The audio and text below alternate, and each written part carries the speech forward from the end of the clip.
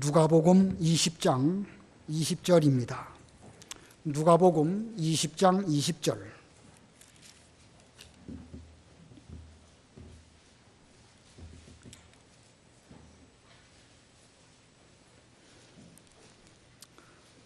누가복음 20장 20절, 바른성경 127페이지.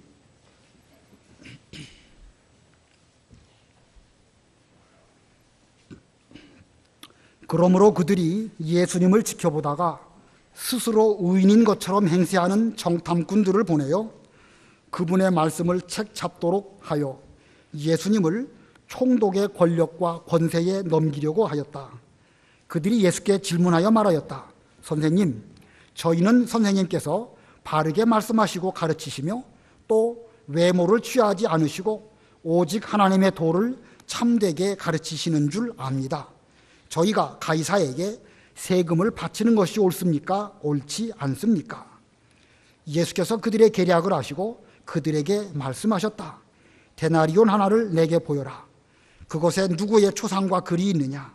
그들이 말하기를 가이사의 것입니다 하니 예수께서 그들에게 말씀하셨다. 그러면 가이사의 것은 가이사에게, 그리고 하나님의 것은 하나님께 돌려드려라. 그러자 그들이 백성 앞에서 그분의 말씀을 책잡지 못하고 답변에 놀라서 잠잠하였다. 부활이 없다고 주장하는 사두개인들 중 어떤 이들이 다가와서 예수께 물어 말하였다. 선생님, 모세가 우리에게 기록해 주기를 만일 어떤 사람의 형이 자식 없이 아내를 남겨두고 죽으면 그 동생이 그 형수를 취하여 자기 형의 대를 이어주어야 한다라고 하였습니다.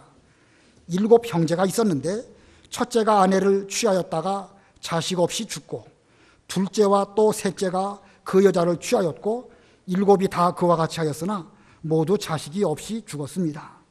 마침내 그 여자도 죽었습니다. 그 7이 그 여자를 아내로 취하였으니 부활할 때에 그 여자는 그들 중에 누구의 아내가 되겠습니까? 예수께서 그들에게 말씀하셨다. 이 세상의 자녀들은 장가도 가고 시집도 가지만 저 세상과 죽은 자들로부터 부활에 참여할 자격이 있는 자들은 장가도 가지 않고 시집도 가지 않으며 더 이상 죽을 수도 없으니 그들은 천사들과 같고 부활의 자녀들로서 하나님의 자녀들이기 때문이다. 죽은 자들이 살아나는 것에 대하여 모세도 가시덤불 이야기에서 보여주었는데 그는 주님을 아브라함의 하나님, 이삭의 하나님, 야곱의 하나님이라고 불렀으니 하나님은 죽은 자들의 하나님이 아니라 살아있는 자들의 하나님이시다. 하나님께서는 모든 자들이 살아있기 때문이다. 하나님께는 모든 자들이 살아있기 때문이다. 39절, 그러자 서기관들 중 어떤 이들이 대답하여 말하기를 선생님 잘 말씀하셨습니다 하고 그들이 감히 예수께 더 이상 아무것도 질문하지 못하였다. 예수께서 그들에게 말씀하셨다. 어찌하여 사람들이 그리스도를 다윗의 자손이라고 말하느냐? 다윗 자신이 시편에 말하기를 주께서 내 주께 말씀하셨다. 내가 내 원수들을 내 발 받침대로 삼을 때까지 너는 내 오른쪽에 앉아 있어라 라고 하였다. 다윗이 이처럼 그리스도를 주님이라고 부르는데 그가 어떻게 다윗의 자손이 되겠느냐? 모든 백성이 듣고 있을 때에 예수께서 자신의 제자들에게 말씀하셨다. 서기관들을 조심하여라. 그들은 긴 예복을 입고 다니기를 원하고 장터에서 인사받는 것과 회당에서 높은 곳에 앉고 잔치에서 상석에 앉는 것을 좋아한다. 그들은 과부들의 가산을 삼키고 남에게 보이려고 길게 기도하니 이런 자들은 더 엄중한 심판을 받을 것이다. 거기까지 봉독합니다. 여기 46절에 서기관들을 조심하여라. 주께서 이렇게 말씀하셨습니다. 조심하라고 말씀하셨는데 이 시간 말씀의 제목은 누룩을 조심하여라. 누룩을 조심하라. 오늘 제목입니다. 본문에 누룩이라는 단어는 없지요. 본문에 누룩이라는 단어는 나오지 않고 다만 서기관들을 조심하여라 이렇게만 표현하고 있습니다. 그런데 왜 누룩이라는 단어를 제목 가운데 넣었나? 오늘 본문 20절부터 26절은 바리새인들이 예수님을 말로 책잡으려고 했던 이런 괴계를 보여주고 있고, 또 27절 이후부터는 사두개인들이 또 예수님을 말로 꼬투리 잡으려고 이렇게 하고 있습니다. 이들은 곧 누룩과 같은 존재들입니다. 그래서 마태복음 16장에 보면 예수님께서 바리새인과 사두개인들의 누룩을 조심하여라 이렇게 말씀하셨습니다. 그래서 오늘 제목을 누룩을 조심하라 이렇게 제목을 정했습니다. 우리 예수님께서 예루살렘에 입성하셨던 그때는 유월절을 얼마 앞둔 그런 시기입니다. 이제 유월절이 되면 유대 백성들은 누룩 없는 떡을 먹고 유월절 양을 잡아 먹으면서 이제 그리스도의 희생을 기념하는 이런 명절을 보내게 됩니다. 그 즈음 사람들은 자기 집안 곳곳을 청소를 하면서 누룩 없는 떡을 먹을 뿐만 아니라 자기의 생활 가운데 혹시 누룩이 많이 번지진 않았을까, 집안 구석구석 곳곳을 깨끗하게 청소하고 누룩 없는 생활 가운데에서 그들은 유월절을 보내게 되는 것입니다. 자, 이것은 곧 바로 유월절 양으로 죽으실 예수 그리스도를 구약시대 모세 때부터 바라보면서 그렇게 지킨 그런 명절입니다. 자, 그 즈음 유월절 때에 누룩 없는 떡을 먹고 누룩을 다 제거했다. 단순히 무슨 누룩, 이스트, 효모 그것만 제거했다고 해서 올바로 신앙적인 준비를 다 했다는 거 볼 수는 없죠. 그 누룩을 제거하라는 말은 영적 의미가 있는 것입니다. 영적 누룩이 무엇이냐? 그것이 훨씬 더 위험한 것임을 보여주시려고 누룩 없는 떡을 먹게 하신 것입니다. 자, 이 하나님의 거룩한 구원사에게 누룩이 개입되면 안 됩니다. 하지만 오늘 본문에 보면 이 바리새인들, 사두개인들 자기들의 괴휼과 괴계로 예수님을 넘어뜨리고 또 이렇게 저렇게 궁리해서 대답하기 어려운 질문을 통해서 예수님을 그 당시에 권세자들에게 넘기려고 이렇게 했습니다. 그러나 우리 예수님께서는 예수님의 지혜로 또 성경의 근거에서 그들의 괴계에 빠지지 않고 슬기롭게 잘 대처하셨습니다. 그리고 제자들에게 오늘 본문 46절에서 서기관들을 주의하여라, 조심하여라, 개역성경에는 삼가라 이렇게 교훈하셨습니다.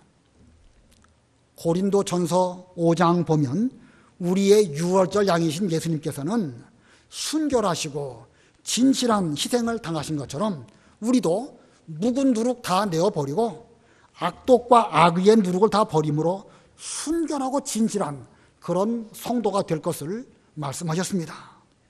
우리 성도, 우리 교회, 우리는 묵은 누룩 여기에 존재하면 안 되고 절대 순결, 절대 깨끗함 이런 우리들이 되어야 할 것입니다. 우리가 다 그렇게 되기를 원하죠. 근데 시간이 지나가다 보면 우리도 모르는 사이에 마치 구약시대 혹은 지금도 우리도 모르는 사이에 이 누룩이 공기 중에 떠다니다가 어디 한 곳에 습기와 온도와 영양분만 딱 있으면 거기에서 곰팡이가 되고 썩어대는 그런 일이 있는 것처럼 우리의 신앙도 우리가 조심하지 않고 삼가지 못한다고 하면 어느 순간 바리새인의 누룩, 사두개인의 누룩들이 우리들에게 와가지고 우리도 거기에 영향을 받을 수밖에 없습니다. 저도 여러분도 그 어느 누구도 그 누룩의 영향에서부터 자유로운 사람은 천하에 아무도 없습니다. 그렇기 때문에 주님께서는 제자들에게 누룩을 삼가라, 주의하여라 이렇게 당부의 말씀을 하셨던 것입니다. 오늘 우리가 성도로서 매일 매시 새로워야 우리는 누룩 없는 순결하고 깨끗한 그런 깨끗한 덩어리가 될 수가 있습니다. 성도로서 조심해야 할 누룩이 무엇일까? 오늘 본문 가운데 두 가지로 증거하려고 합니다. 첫 번째는 바리새인의 누룩입니다. 바리새인의 누룩. 바리새인의 누룩은 한마디로 뭘까? 한마디로 외식입니다. 외식. 하나님을 잘 섬기는 것 척하지만 실은 전혀 그렇지 않습니다. 그러므로 이 외식은 하나님을 속이는 것이고 하나님을 향하여 거짓말하는 것, 이게 바로 외식입니다. 외식이 얼마나 무서운 것인가? 물론 외식은 사람과 사람 사이에서도 있는 것이지만 신앙적으로 볼 때 우리가 외식하는 것은 하나님을 대하여 외식하는 것이고 하나님께 거짓말하는 것이고 속이는 것이기 때문에 외식은 그만큼 무서운 죄입니다. 그래서 예수님께서는 화 있을진저 외식하는 서기관들과 바리새인들이요 라고 말씀하셨습니다. 복을 주시는 주님이시지만 외식하는 그들에게 대해서는 두려운 말씀으로 화 있을 것이라고 이렇게 무섭게 선언하셨습니다. 자, 본문에 나타난 바리새인들, 그들의 외식은 어떤가? 먼저 오늘 본문은 아니지만 19절 한번 읽어보세요. 19절. 서기관들과 대제사장들이 예수께서 이 비유를 말씀하신 것이 자신들에 대한 것인 줄 알았기 때문에 즉시 그분께 손을 대어 잡고자 하였으나 그들이 백성을 두려워하였다. 예, 맨 마지막에 그들이 백성을 두려워하였다. 우리가 지난 수요일 날 권세에 대해서 배웠죠. 하나님께로부터 온 권세냐, 사람으로 말미암은 권세냐. 하나님으로 말미암은 권세를 가진 사람은 누구를 두려워하겠죠? 하나님으로 말미암아 권세를 받았다. 누구 두려워하겠습니까? 하나님 두려워하죠. 사람으로 말미암아 권세를 받았다. 누구 두려워하겠습니까? 사람을 두려워하는 것입니다. 여기 대제사장, 여기 나오는 서기관들, 이들은 하나님에 대해서는 아랑곳하지 아니하고 백성들이 혹시 자기들을 돌로 칠까, 백성들이 지금 자기들이 예수님에게 대하여 뭔가 잘못하다가 백성들에게 미움받을까, 그거 염려하고 두려워했습니다. 이게 외식하는 것입니다. 분명히 직분적으로는 대제사장, 서기관, 존귀한 직분인데 그들은 하나님에 대해서는 두려워하지 아니하고 사람을 두려워하는 이런 가운데 있었기 때문에 그들은 외식하는 자들이었습니다. 20절 읽어보세요. 20절. 그러므로 그들이 예수님을 지켜보다가 스스로 의인인 것처럼 행세하는 정탐꾼들을 보내어 그분의 말씀을 책잡도록 하여 예수님을 총독의 권력과 권세에 넘기려고 하였다. 예, 대제사장 서기관들이 과연 그들 방법대로 예수님에게 꼬투리 잡으려고 하면서 의인인 것처럼 스스로 행동하는 그런 사람 정탐꾼으로 보내가지고 예수님을 말의 올무에 걸리게 해서 예수님으로 하여금 나중에 총독의 권력이나 총독의 권세에 넘기려고 하였습니다. 자, 이들은 지금 세상 권력을 의지하고 있죠.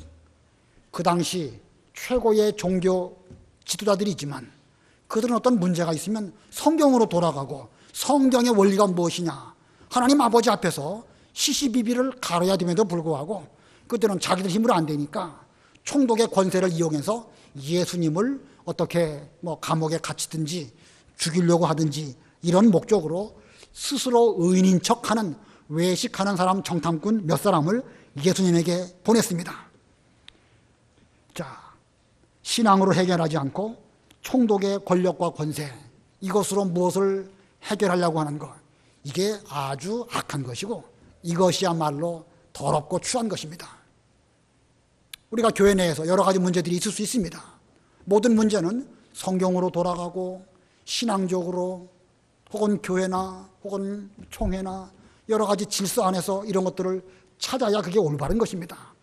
근데 이 권세, 하나님이 주신 이 권세는 두려워하지 않고 세상으로 나아가고 무슨 법적으로 따지고 그런다고 하면 이게 다를 바가 없는 그런 악을 행하는 것입니다. 본문 21절 읽어보세요. 21절. 그들이 예수께 질문하여 말하였다. 선생님, 저희는 선생님께서 바르게 말씀하시고 가르치시며 또 외모를 취하지 않으시고 오직 하나님의 도를 참되게 가르치시는 줄 압니다. 야, 이 본문에 이 사람들이 예수님께 와서 질문을 드립니다. 선생님, 저희는 선생님께서 바르게 말씀하시고 가르치시며 또 외모를 취하지 않으시고 오직 하나님의 도를 참되게 가르치시는 줄 압니다. 자, 이들이 한 말, 이거 맞는 말입니까? 틀린 말입니까? 맞는 말이죠. 맞는 말입니다. 근데 맞는 말이라도 이 말을 지금 믿음으로 했습니까? 아니면 나쁜 뜻으로 했습니까? 지금 나쁜 뜻으로 한 거예요. 아무리 맞는 말이라고 할지라도 그 의 중에 어떤 속셈을 가지고 말하느냐, 같은 말이라도 말하는 사람의 의 중에 따라서 맞아도 틀리기도 하는 것임을 성경이 우리들에게 보여줍니다. 믿음으로 한 것이 아니라면 어찌 보면 이와 같은 말이 어떤 거짓말이나 그 외에 다른 것보다도 훨씬 더 악한 괴휼입니다. 예수님은 선한 선생님이신 줄 알고 참되게 가르치시고 성경대로만 말씀하시는 줄 압니다. 그들은 올바른 말을 했지만 올바른 말이라 할지라도 그 이면에 악한 뜻을 가지고 한 말이기 때문에 이것은 괴휼이고 악독인 것입니다. 그들이 뭐라고 했는가? 22절 읽어보세요. 22절. 저희가 가이사에게 세금을 바치는 것이 옳습니까? 옳지 않습니까? 예, 가이사, 로마 황제입니다. 가이사에게 세금을 바칠까요, 말까요? 아주 간교한 질문을 하고 있죠. 이때 말 잘못하면 예수님이라도 걸려들 수밖에 없습니다. 세금을 바쳐야 된다라고 말하면 유대 민족으로부터 배반자다라고 하는 그런 낙인이 찍힐 것이고, 가이사에게는 세금 바치지 말아라 이렇게 말한다고 하면 그 당시의 권력자 로마 당국으로부터 또 반역으로 몰릴 수밖에 없습니다. 그러나 예수님께서는 저들의 그 의중을 잘 아시고 명쾌한 답을 주셨습니다. 23절에 예수께서 그들의 계략을 아시고 그들에게 말씀하셨다. 24절 25절 다 같이 합독하겠습니다. 시작. 데나리온 하나를 내게 보여라. 그것에 누구의 초상과 글이 있느냐? 그들이 말하기를 가이사의 것입니다 하니 예수께서 그들에게 말씀하셨다. 그러면 가이사의 것은 가이사에게, 그리고 하나님의 것은 하나님께 돌려드려라. 예, 가이사의 것은 가이사에게, 하나님의 것은 하나님에게 돌려드려라. 명언 중에 명언이죠. 예수님의 지혜는 참으로 탁월하십니다. 지금 예수님께서 지금 이 바리새인들의 괴휼과 계략 거기에 걸려들지 않고 이 바리새인들에게 아주 명언을 말씀하셨는데, 그러나 이 명언은 단순히 무슨 육신적으로나 계략에 걸리지 않을 이런 명언일 뿐만 아니라 이 외식하는 사람들에게 주신 아주 요긴한 교훈입니다. 외식하는 자들에게 주신 교훈으로 오늘 주님께서는 가이사의 것은 가이사에게, 하나님의 것은 하나님에게 돌려드려라 이렇게 말씀하셨습니다. 이 당시에 이 바리새인들, 외식하는 그들은 하나님께 잘한다고 하면서 사람에게 대해서는 도리를 제대로 못한다든지, 사람에게 대해서는 잘한다고 하면서 하나님께 해드려야 할 것을 제대로 못하는 이런 가운데 있었습니다. 그것이 외식입니다. 외식이 무엇이에요? 하나님께 잘한다고 하면서 사람에게 소홀히 하고, 사람에게 잘한다고 하면서 또한 하나님께 잘 못하는 행동, 그런 것이 외식입니다. 예를 들면 고르반 사상, 잘 아시는 거죠? 고르반이라는 말은 드렸다는 말이에요. 부모에게 마땅히 드려야 할 것을 부모에게는 드리지 않으면서 부모에게 드려야 할 것을 하나님께 드렸다. 그러므로 나는 내 의무를 다했다. 이렇게 잘못된 생각, 그것이 고르반 사상입니다. 명백하게 그것은 제5계명, 내 부모를 주 안에서 공경하라 라고 하시는 계명 위반입니다. 그럼에도 불구하고 나는 부모에게 드릴 것을 부모님보다 더 위에 계신 하나님에게 다 드렸습니다 하면서 뻔뻔하게 의로운 척하는 것, 그게 외식입니다. 부모에게 마땅히 해야 할 도리를 다하지 않으면서 하나님께 대해서는 다 했습니다. 또 거꾸로 사람에게는, 사람의 도리는 잘하면서 하나님이나 하나님의 계명은 잘 안 지키는 그런 면도 있습니다. 이 당시에 유대인들이나 바리새인들은 장로의 유전을 철저하게 잘 지켰습니다. 물론 장로의 유전을 잘 지키는 건 나쁘다고 할 수 없습니다. 뭐 손 씻고 밖에 나가다 들어오면 어떻게 하고 여러 가지 유전적으로 잘 지키는 거, 그거 올바로 잘하는 것입니다. 그러나 지나치게 그것만 강조하면서 그것보다 하나님의 말씀이나 계명은 소홀히 여긴다고 하면 그것이 사람에게 잘한다고 하면서 또 장래 유전을 잘 지킨다고 하면서 하나님의 계명을 범하는 그런 외식인 것입니다. 이 유대인들은 모세와 그 율법 소중히 여겼습니다. 그러나 정작 하나님이신 예수 그리스도 오셨음에도 불구하고 패척했습니다. 스스로는 모세의 제자다라고 말하면서 더 위에 계신 그리스도 예수님을 배척하는 이런 죄를 저질렀던 것입니다. 이런 일들이 오늘날 우리 가운데는 없을까? 얼마든지 우리도 그럴 수 있습니다. 뭐 유대인들이라고 해서 우리와 전혀 다른 별도의 사람이 아닙니다. 오늘날 우리들도 사람을 하나님보다 더 앞세우고 어떤 그 사람의 가르침을 성경 이상으로 생각한다고 하면 그게 역시 외식인 것이고 모세의 제자라고 말하면서 또 예수님을 배척하는 것과 다를 바가 없습니다. 그래서 우리는 사람에 대한 도리를 다하는 정신으로 가이사의 것은 가이사에게, 하나님에 대한 도리를 다하려고 하는 그런 마음가짐으로 하나님의 것은 하나님께 돌려드려야 그것이 외식하는 자에 대한 올바른 교훈입니다. 자, 두 가지. 외식하는 자에 대한 교훈으로 첫 번째, 가이사의 것은 누구에게? 가이사에게. 예, 가이사의 것은 가이사에게. 세금뿐만 아니라 국민으로서 국가에 마땅히 해야 할 의무 다 지켜야 됩니다. 그거 지키지 않으면 그건 외식입니다. 내년부터 종교인 과세한다고 그러죠. 당연히 목사라 할지라도 세금 낼 의향이 있습니다. 여러 가지 과세의 기준이나 원리를 놓고 볼 때에 이 목사가 사례비 받는 것은 근로소득하고는 개념이 달라요. 그러나 그거 가지고 우리가 괜히 믿지 않는 사람들에게 지탄받을 필요도 없고 그걸 오히려 하나님의 영광을 가리게 되는 것이니까 마땅히 낼 것입니다. 목사는 세금 내야 될 것이고 여러분들은 다 국민으로서 지켜야 할 의무 다 지켜야 됩니다. 국민의 4대 의무가 뭐죠? 국민의 4대 의무, 납세의 의무, 국방의 의무, 근로의 의무, 또 뭐죠? 교육의 의무, 이거 다 지켜야 됩니다. 이거 제대로 안 하면 우리는 의무 제대로 못하는 것입니다. 옛날에 제가 학교 다닐 때에는 4대 의무라고 했는데 얼마 있다 보니까 또 5대 의무가 나오고 요새는 또 6대 의무를 말하더라고요. 6대 의무 하면 5번째로는 재산권 행사의 의무. 자기 재산이라 할지라도 정당하게 쓰라는 거예요. 어디 가서 도박하고 나쁜 짓 하는 것은 아무리 자기 돈으로 한다 할지라도 그건 의무를 위반한 것입니다. 배임 행위에 해당되는 것입니다. 또 6번째 그 의무는 환경 보존의 의무가 있어요. 이거 잘 지켜야 됩니다. 예수 믿는 성도로서 환경 보존 잘 해야 됩니다. 우리 교회에서 일회용 컵 얼마나 쓸까요? 많이 쓰죠, 그죠? 많이 쓰는 거를 뭐라고 하는 거 아니에요. 그거 돈이 아까워서 그런 건 아닙니다. 그러나 우리가 정신적인 면으로 볼 때는 컵 하나라도 잘 아껴서 환경을 깨끗하게 하고 또 좀 아끼는 것도 좀 필요하죠. 할 수 있으면 그런 정신으로 해야 됩니다. 그러다 보니까 또 어떤 분들은 자기 컵 물 받아 잡수시고 잘 여기다가 또 이렇게 올려놓으시는 분들도 계셔요. 근데 그 나중에 보면 그게 또 오히려 또 여러 가지 문제가 되더라고요. 그러실 필요까지는 없습니다. 그 정수기 옆에 보면 그 일회용 컵도 있지만 또 이게 좀 싼 컵도 있잖아요.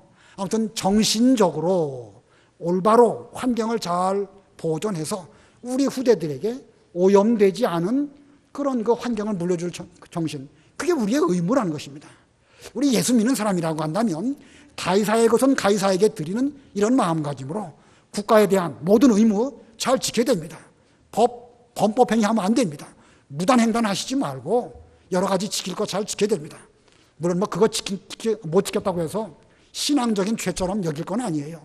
그건 아니지만 국가에 대한 모든 면도 잘 지키는 그런 그 시민이 되어야 그게 가이사의 것을 가이사에게 돌려드리는 정신입니다. 자, 두 번째 교훈은 하나님의 것은 누구에게? 하나님에게. 하나님의 것을 마땅히 하나님께 드려야 이게 외식하지 않는 것입니다.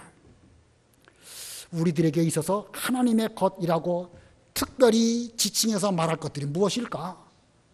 우리가 여러 가지 다 하나님의 것이죠. 다 하나님의 것인데 좀 조목조목 따져볼 때에 우리에게 있는 하나님의 것 무엇일까? 성경을 근거로 제가 쭉 생각해 보니까 5가지를 말할 수 있겠더라고요. 첫 번째는 천지 만물이 하나님의 것입니다. 천지 만물. 두 번째는 우리 몸. 우리 몸은 예수님께서 무엇으로 값주고 사셨다가 피로 값주고 사신 것이기 때문에 이 몸 우리가 마음대로 쓰면 안 됩니다. 더럽고 추하고 음란하고 속된 거, 거기에 내 몸을 함부로 굴리는 것, 이거 죄 짓는 것입니다. 우리 몸 내 것이 아니고 하나님의 것입니다. 세 번째, 뭐가 하나님의 것일까? 말라기에 보면 뭐가 하나님의 것이라고 그랬죠? 11조. 소득의 10분의 1, 그것은 하나님의 것입니다. 하나님의 것을 자기 임의대로 쓰는 것, 그건 도적질하는 것이라고 성경은 규명하고 있습니다. 11조. 또 뭐가 있겠죠? 일주일 가운데 하루 지키는 거, 구약의 안식일, 신약의 주일, 하나님의 것입니다. 자기 마음대로 주일 마음대로 쓰면 하나님의 시간을 도적질하는 날도적입니다. 5번째, 모든 영광은 하나님께 돌려드려야 됩니다. 내가 그 영광을 취하면 헤롯 왕이 충이 먹어서 죽은 것처럼 우리도 죄 짓는 거예요. 5가지 한번 해볼까요? 첫 번째 뭐예요? 천지 만물 하나님의 것이고, 두 번째 우리 몸 하나님의 것이고, 세 번째 11조 하나님의 몸이고, 네 번째 안식일과 주일 하나님의 것입니다. 5번째 모든 영광은 하나님의 것입니다. 너무 5가지 많죠? 3가지만 잘 기억하시고 주일학교 학생들에게 확실히 가르쳐줘야 됩니다. 3, 4, 5번, 2, 3, 4번. 우리 몸, 그 다음에 11조, 그리고 주일, 이것은 하나님의 것이니까 절대 나를 위하여 쓰지 말고 오직 하나님을 위해서 쓰는 이런 정신, 우리 학생들에게 잘 가르쳐서 어렸을 때부터 올바른 정신을 가지고 하나님의 것을 하나님께 돌려드리는 이런 그 신앙으로 잘 기르도록 하시기를 바랍니다. 그 다음에 크게 두 번째 누룩은요, 사두개인의 누룩입니다. 사두개인의 누룩. 바리새인들이 예수님께 질문을 드렸다가 그들의 계략은 실패로 돌아갔을 때에 이제는 사두개인들이 또 와가지고 자기들 나름대로 어려운 질문을 가지고 와서 예수님을 시험하여 질문을 드렸습니다. 이 사두개인들의 질문은 부활에 관한 질문입니다.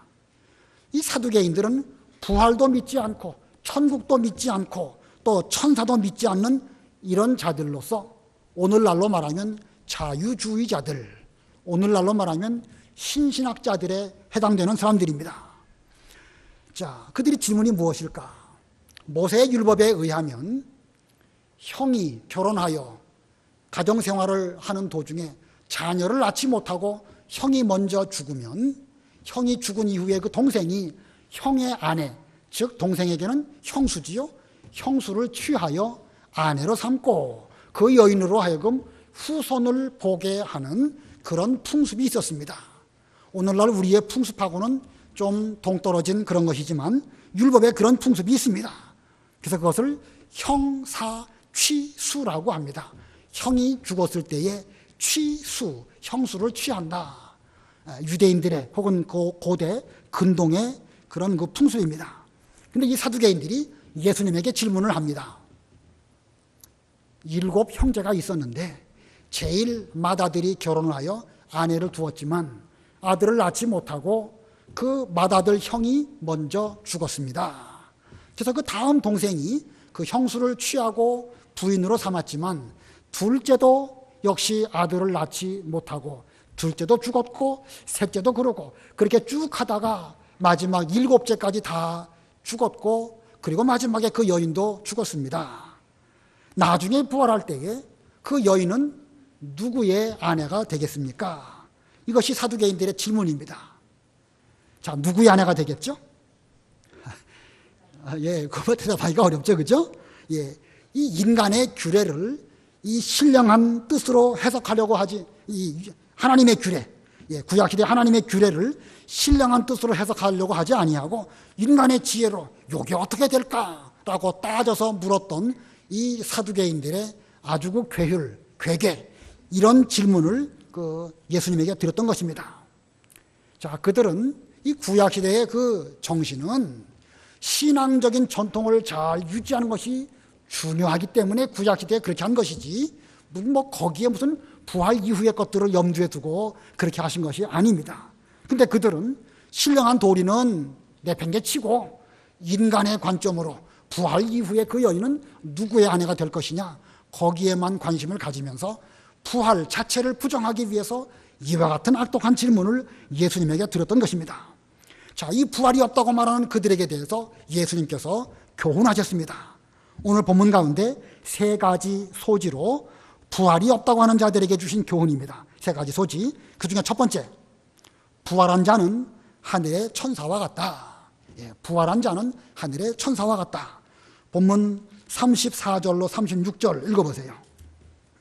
34절 예수께서 그들에게 말씀하셨다. 이 세상의 자녀들은 장가도 가고 시집도 가지만 저 세상과 죽은 자들로부터 부활에 참여할 자격이 있는 자들은 장가도 가지 않고 시집도 가지 않으며 더 이상 죽을 수도 없으니 그들은 천사들과 같고 부활의 자녀들로서 하나님의 자녀들이기 때문이다. 예, 부활한 이후에 우리 성도들의 모습은 하늘의 천사와 같이 될 것이다. 이렇게 말씀하셨습니다.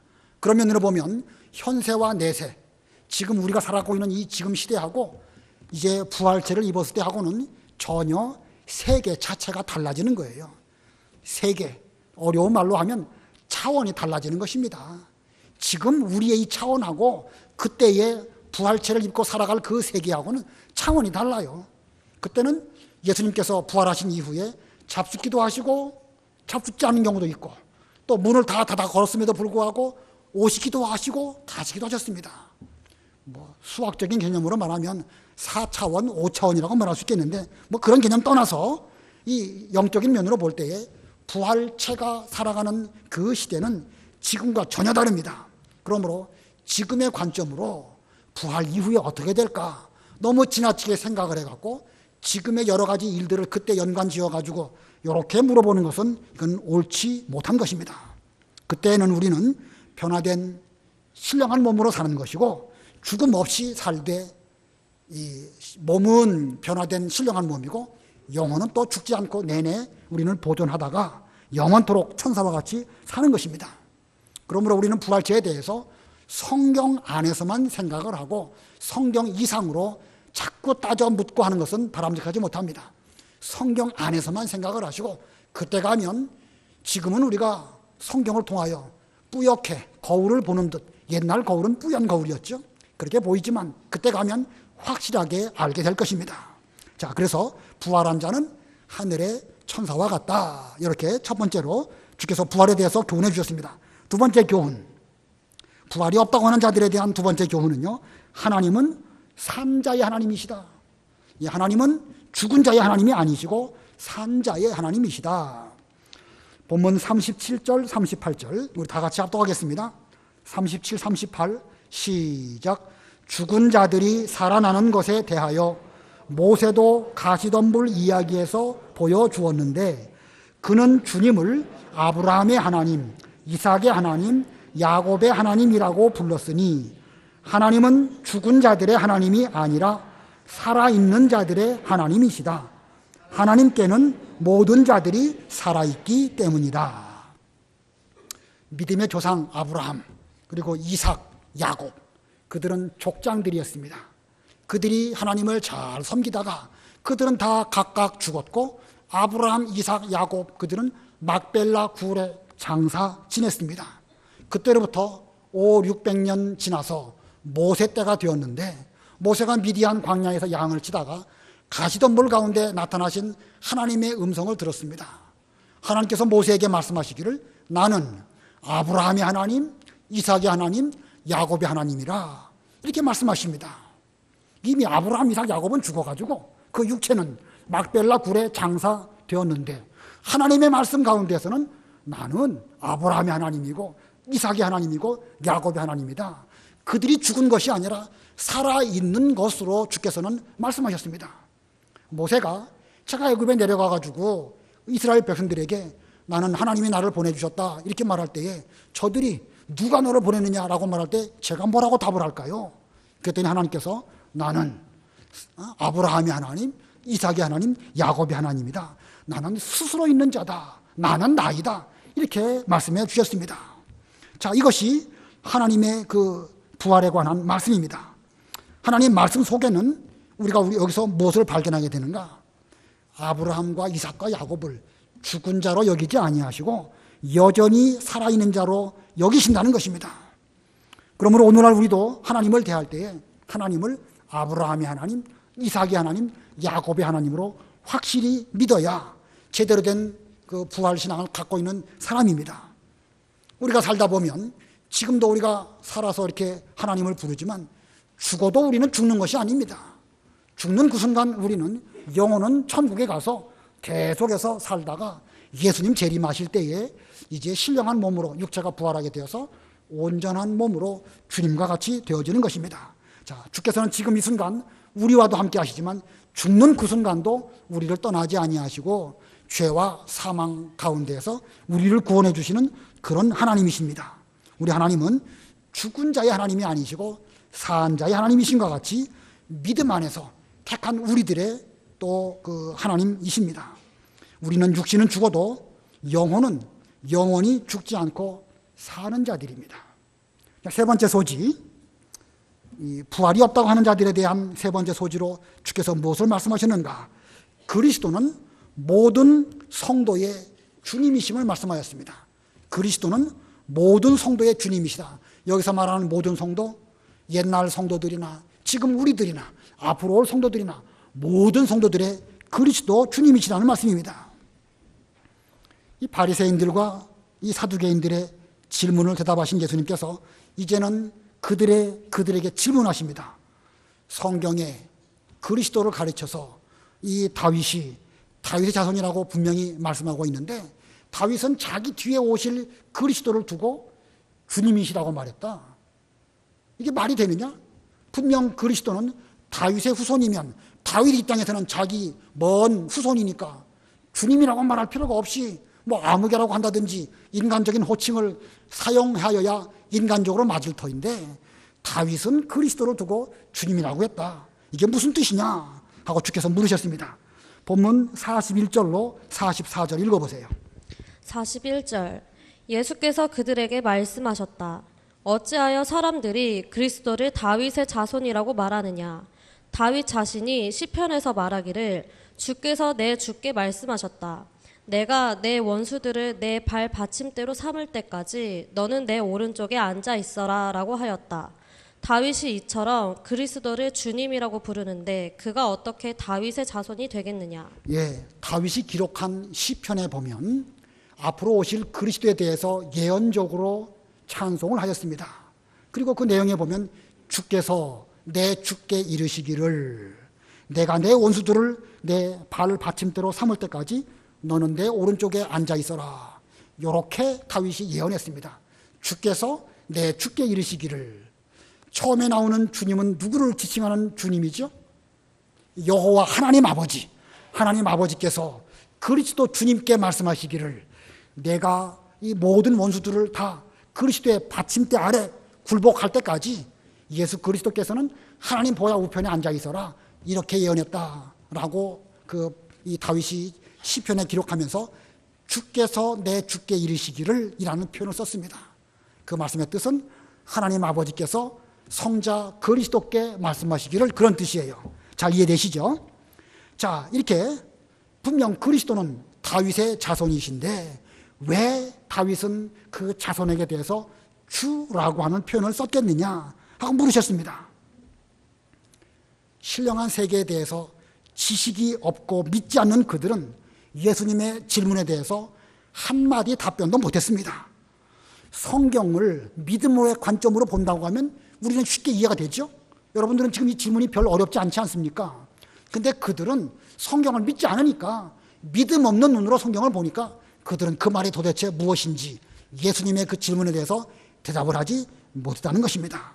그들은 믿음도 없고 또 부활과 영혼을 믿지 않기 때문에 도무지 이해할 수 없는 이런 질문을 주께서 하셨기 때문에 한마디도 답을 드리지 못했던 것입니다. 그러나 다시 한번 그 예수님의 질문에 대해서 오늘 정확한 답을 드린다고 하면, 육신적으로 그리스도는 다윗의 자손으로 오시지만 영적으로는 그리스도는 다윗뿐만 아니라 예수 믿는 우리 모두들보다 창세 전부터 계셨던 구세주이시고 우리의 심판주이시고 창조주 하나님이십니다. 그렇기 때문에 다윗은 영적인 원리를 따라서 앞으로 오실 그리스도를 주님이라고 그렇게 불렀던 것입니다. 자, 이 부활이 없다고 하는 그들에게 대해서 예수님께서는 이렇게 교훈해 주셨습니다. 부활한 자는 누구와 같다? 하늘에 있는 천사와 같다. 하나님은 죽은 자의 하나님이 아니시고 어떤 하나님이시다? 산 자의 하나님이시다. 또 그리스도는 모든 성도의 주님이시다. 죽은 자든지 지금 현재 살아있는 우리들이든지 장래 올 어떤 위대한 인물이든지 모든 믿는 사람들에게 대해서 우리 그리스도는 창조주이시고 구세주이시고 심판주이시기 때문에 우리는 그리스도를 주님이라고 불러야 된다. 자, 이거 보면은요, 이 부활은 분명히 있다 없다? 분명히 있습니다. 구약시대에 성경 기록의 바탕에 이미 부활을 전제 조건으로 아브라함도 이삭도 야곱도 그렇게 칭호를 불렀던 것이고 다윗도 그렇게 예언을 했습니다. 다만 그때는 뚜렷하게 예수님의 부활이 나타나지 아니하였기 때문에 분명하게 몰랐던 것뿐이지, 이 구약 성경 잘 보면 그 개념 속에는 바탕에 부활이 거기에 깔려 있는 것입니다. 자, 예수님께서는 이렇게 바리새인들, 사두개인들에 대해서 말씀하시고 제자들에게 또 말씀하십니다. 보면 45절을 보면 모든 백성이 듣고 있을 때에 예수께서 자신의 제자들에게 말씀하셨다. 제자들에게 말씀하셨다. 46, 47 다 같이 합독하겠습니다. 시작. 서기관들을 조심하여라. 그들은 긴 예복을 입고 다니기를 원하고 장터에서 인사받는 것과 회당에서 높은 곳에 앉고 잔치에서 상석에 앉는 것을 좋아한다. 그들은 과부들의 가산을 삼키고 남에게 보이려고 길게 기도하니 이런 자들은 더 엄중한 심판을 받을 것이다. 자, 예수님의 이 말씀 46, 47이 중요하지만 더 우리가 유념해서 볼 것은 주께서 이 말씀을 특별히 제자들에게 말씀하셨다는 사실입니다. 누구에게 말씀하셨다고요? 제자들에게. 왜 그랬을까요? 제자들도 정신 못 차리게 되면 외식하는 죄에 빠질 수 있고, 제자들이 할지라도 정신 못 차리게 되면 부활이 없다고 말하는 오늘날 자유주의 신학에 물들 수도 있기 때문에 주님께서는 너희들은 적어도 그런 누룩의 영향을 받지 말아라 라는 뜻으로 이 말씀을 하신 것입니다. 자, 제자들도 조심하지 않으면 얼마든지 그렇게 될 수 있습니다. 오늘날 우리라고 해서 이런 그 외식이나 혹은 잘못된 신앙 사상에 대해서 자유롭지 않습니다. 삼가 조심해야 됩니다. 항상 깨어있지 아니하면 우리도 어느 순간 나도 모르게 사탄 마귀의 꾀임에 넘어가서 옳지 못한 길로 걸어갈 수 있습니다. 오늘 이 시대에 누가 바리새인이고 누가 사두개인입니까? 오늘날에는 무슨 누구는 바리새인이라고 이름표 써 붙이고 다니는 사람 없습니다. 나는 거기에 해당되지 않는다, 이렇게 말할 수 있는 사람이 아무도 없습니다. 그러므로 우리 예수님께서 왜 제자들에게 조심하라고 말씀하시는가 유념하시고, 우리는 적어도 그렇게 되지 않도록 외식하는 죄에 빠지거나 잘못된 신앙관에 빠지지 않도록 삼가는 이런 우리들이 돼야 될 것입니다. 그래서 누룩을 조심하고 항상 괴악하고 악독한 누룩이 우리 삶 가운데 들어오지 못한 가운데서 순수하고 순결한 이런 신앙생활을 잘하시는 여러분들과 우리 교회가 되어야 되겠습니다. 기도하겠습니다.